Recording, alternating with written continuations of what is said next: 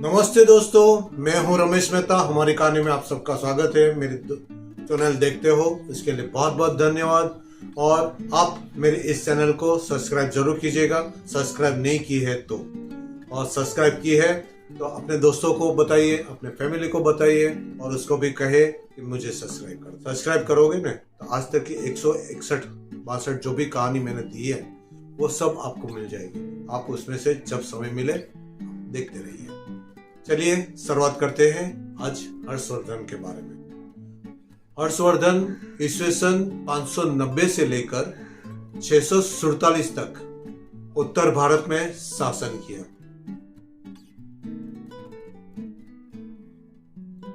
गुप्त साम्राज्य के पतन के बाद अराजकता छाई हुई थी।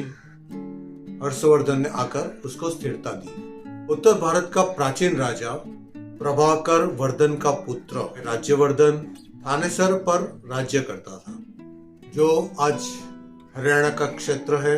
उसकी माता थी यशोमती। उत्तर पश्चिम भाग उसके राज्य के अंतर्गत आता था। पूर्व में कामरूप और दक्षिण में नर्मदा नदी तक उसका राज्य फैला हुआ था। कन्नौज उसकी राजधानी थी। हर्ष ने दक्षिण में राज्य विस्तार करने के लिए चाणक्य वंश के शासक पुलकेशिन द्वितीय ने नर्मदा के युद्ध में पराजित किया।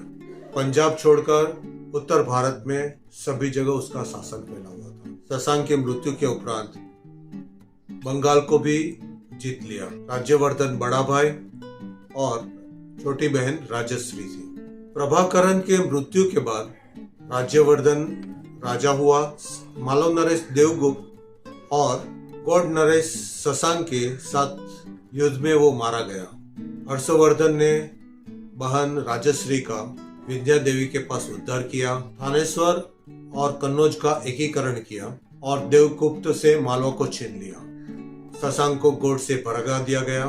आंध्र के राजा पुलकेशिन को भी हरा दिया। धर्मों के लिए उसकी उदार नीति थी। हर 5 साल में वो सर्वस्व दान कर देता था। कन्नौज और प्रयाग के उत्सव में चीन के साधु हेमसांग उस समय उपस्थित थे। साहित्य कला का पोषक था। कादम्बरीकार वीणा भट्ट उसका मित्र था, वीणा बजाता था। उसने 3 नाटिका लिखी, नागानंद, रत्नावली, प्रियदर्शिका, जो संस्कृत साहित्य का अमूल्य रत्न है। थानेश्वर में माता का 51 शक्तिपीठों में से एक है। हर्षवर्धन स्वयं प्रशासकीय कार्य में स्वयं रुचि लेता था। व्यक्तिगत रूप से रुचि लेता था। मंत्री परिषद गठित किया था। अवंती युद्ध और शांति का सर्वोच्च मंत्री था। सिंहनाथ हर्ष का महासेनापति था। कुंतल अश्वसेना का मुख्य अधिकारी, स्कंदगुप्त अस्थि सेना का मुख्य, मंडी प्रधान सचिव, लोकपाल प्रांतीय शासक। हर्षवर्धन 16 साल की उम्र में ही राजा बने थे। 6 साल में विशाल सेना तैयार कर ली थी। वल्लभी गुजरात, पंजाब गंजाम यानी उड़ीसा, बंगाल मिथिला यानी बिहार में और कन्नौज उत्तर प्रदेश में, सारा उत्तर भारत में उसका अधिकार था।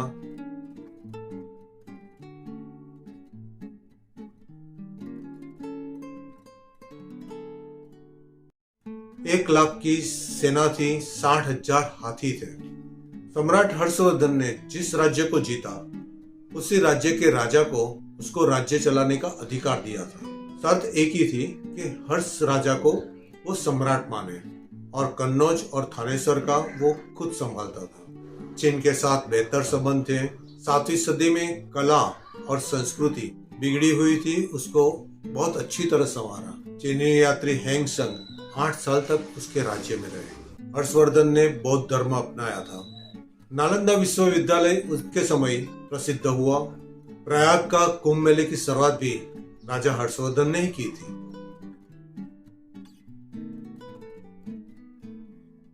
हर्षवर्धन के शासनकाल में भारत ने बहुत प्रगति की थी।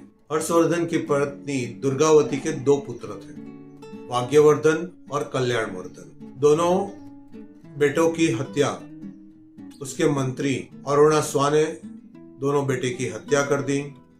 वारिस न रहने से राज्य छिन्न भिन्न हो गया।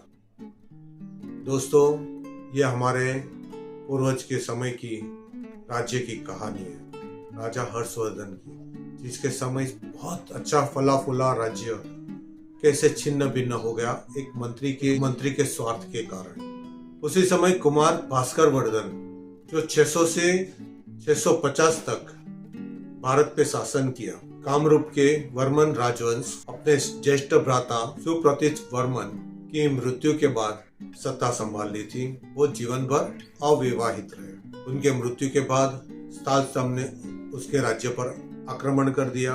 सालस्तंभ या मल्लेच्छ राजवंश की स्थापना की। वो राजा हर्षवर्धन के मित्र भी थे। गोंड देश के राजा शशांक ने उसके हर्षवर्धन के बड़े भाई राज्यवर्धन की हत्या कर दी। हर्षवर्धन ने शशांक के ऊपर चढ़ाई की। उस समय कुमार भास्कर वर्मन ने उसकी सहायता की।